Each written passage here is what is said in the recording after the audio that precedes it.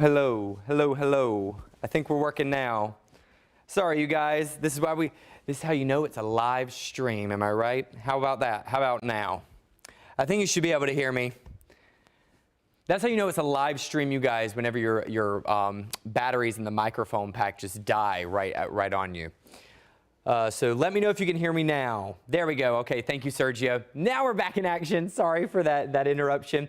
Basically, what I was telling you was our warming trend officially starts today. We are going to see temperatures continue warming up through the middle of the week, and then we are expecting a large cool down with the possibility of some wintry precipitation as we make our way toward the end of the extended forecast period. I'm going to be breaking it all down, starting with what we're monitoring right now. You can see temperatures are on the mild to chilly side. Many areas did fall below or at freezing last night. Camp Mabry did not. They bottomed out in the mid-30s. Right now, most of us are sitting in the 50s with the exception of Bastrop and Georgetown and Luling, all in the 40s. Your hourly forecast for today shows lots of sunshine. We love to see this to kick off the week, and temperatures climbing just a few degrees above what we saw yesterday. So we're thinking more upper 60s, maybe some isolated areas reaching into the 70s today. So for your official Martin Luther King Jr. Day forecast, you can see it's going to be a pleasant day overall. If you're attending any ceremonies or celebrations outdoors, you should be good to go. I think a jacket would be definitely appropriate for the morning hours. You might not need it for the afternoon, but you would need it if there are any evening ceremonies or celebrations or memorials that you're going to be attending, okay?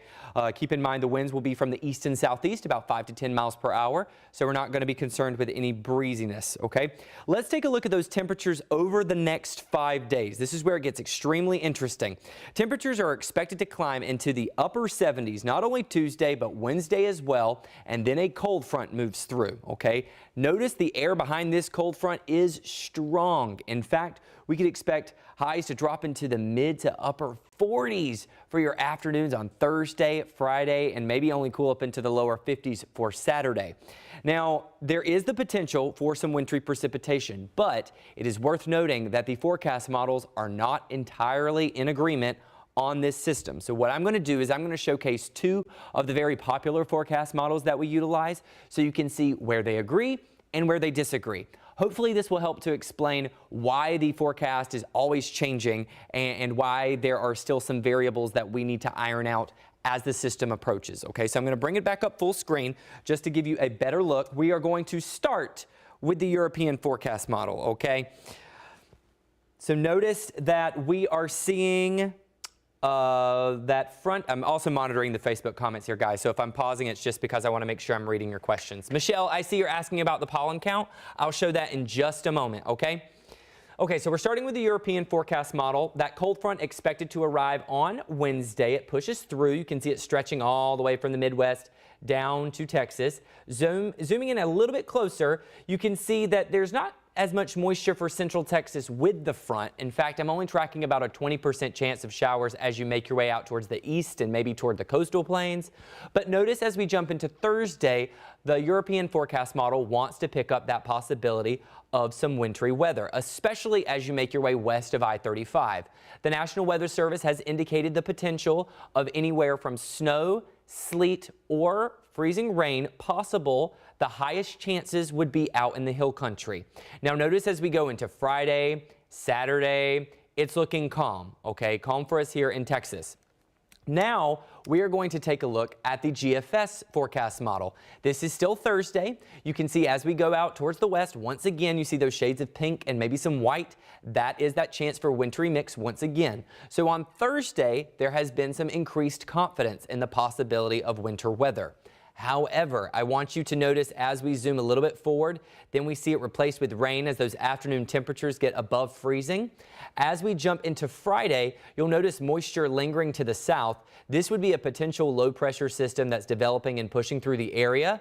Notice how we go into the weekend with a heightened rain chance that was not present on the European forecast model.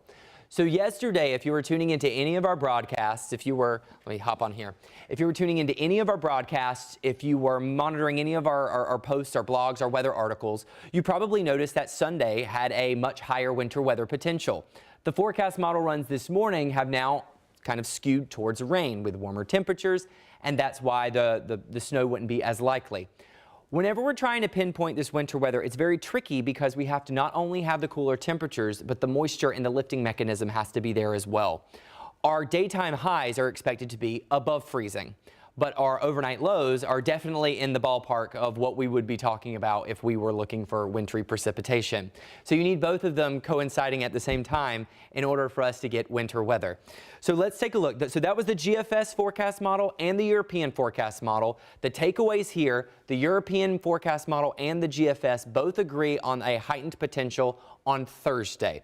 The National Weather Service in their most recent discussion was mentioning Thursday into Thursday evening at this time. There is still plenty of time for this to change. In fact, by the time meteorologist Hunter Williams is on tonight, we could be looking at completely different information.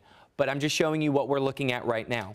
Let's take a look at your 7-day forecast just so you can see what we're talking about in regards to that temperature swing.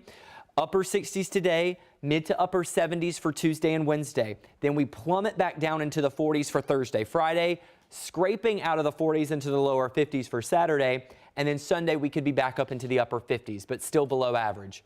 Notice your overnight lows also do plummet. We're talking temperatures. We're talking several nights where we could be having at or below freezing temperatures. So that is worth noting.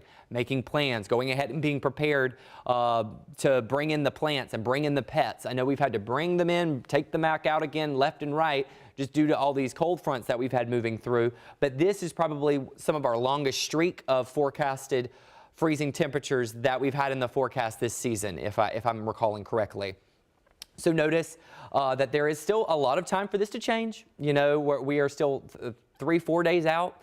So we're going to continue to do these updates online and on air as much as we can. I know I had a question seeing about the allergy count for today, so let me pull that up really quickly. I have some great news for all of you allergy sufferers out there. Cedar tapered back off into the medium category in addition to other tree traces. Over the weekend, we were tracking it on the high side.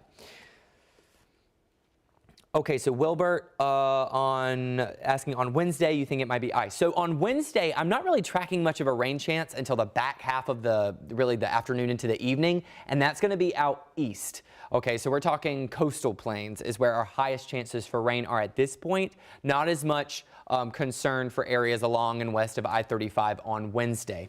Now, as we flash forward into Thursday, then it's a little bit more fair game for us to have widespread moisture and that wintry precipitation chance out west. Okay, but once again, any moisture that would not be able to evaporate throughout the day, because keep in mind, we are going to be having temperatures above freezing, but if we hold on to cloud coverage, it might not allow us to have as efficient or effective evaporation. If any moisture, any ice, any rain, anything that were to hit the surface throughout the day is not able to melt and evaporate, then we could be dealing with some icy conditions on the roadways. Don't freak out just yet. There's, as I mentioned, the chance is on the lower end right now, but confidence is increasing. So the closer we get to it, the more likely we'll be able to give a more detailed plan about what the roads might be looking like at this time. Wilbur, I wouldn't be jumping to conclusions about another February winter storm situation. This looks nothing like what we were tracking last February. Absolutely nothing like it. We're not looking at multiple rounds of fronts. We're just dealing with a large surge of cold air, and it's not really moving much throughout Thursday, Friday, Saturday. Okay, so I don't want anyone to be on alert or freaking out. I'm just monitoring the comments here. I know we had a few people, or everyone wasn't able to hear in the beginning because of the fact that I had to change my batteries out on my microphone.